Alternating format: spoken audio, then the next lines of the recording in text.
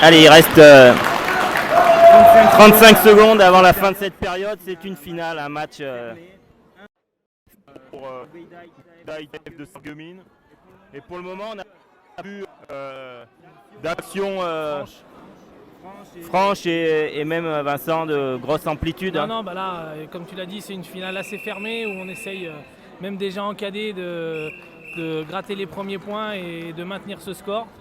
Voilà, on sent que c'est pas très ouvert.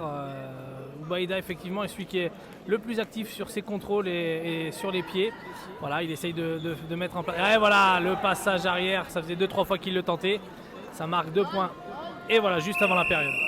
Ouais, tactiquement, très bien joué tactiquement, parce que là on creuse un peu l'écart, on se met à l'abri d'un autre passage arrière, on creuse l'écart juste avant la période, on a 30 secondes pour souffler, pour avoir les petites consignes du coach, des entraîneurs. Là pour le coup c'est Yuri qui est dans le coin d'Ubaïda, et donc c'est un temps calme.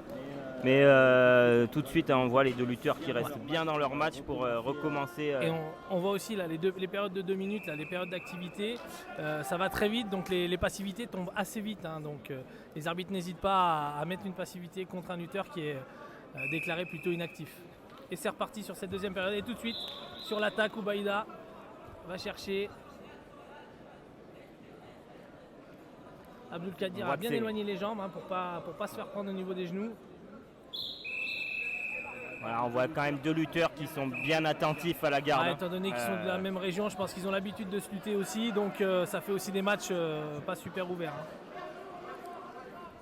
Alors on voit ce maintien, là, le lutteur rouge en fait qui maintient le coude, on le voit bien nous de notre côté, qui maintient le coude aussi pour limiter la lutte du lutteur bleu et pas prendre un contre ou une relance.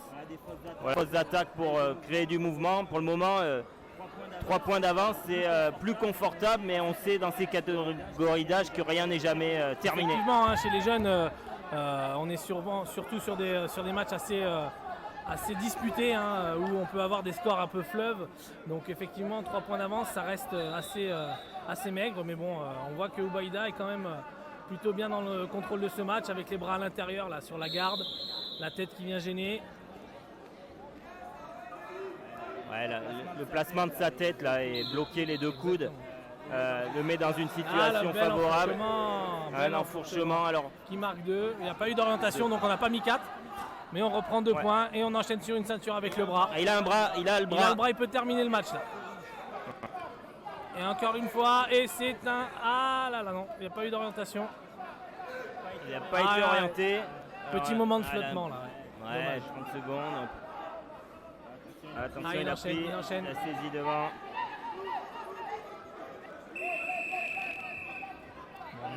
C'est pas fini. Il a pensé gagner, mais la dernière ceinture n'était pas suffisamment inclinée pour être comptabilisée.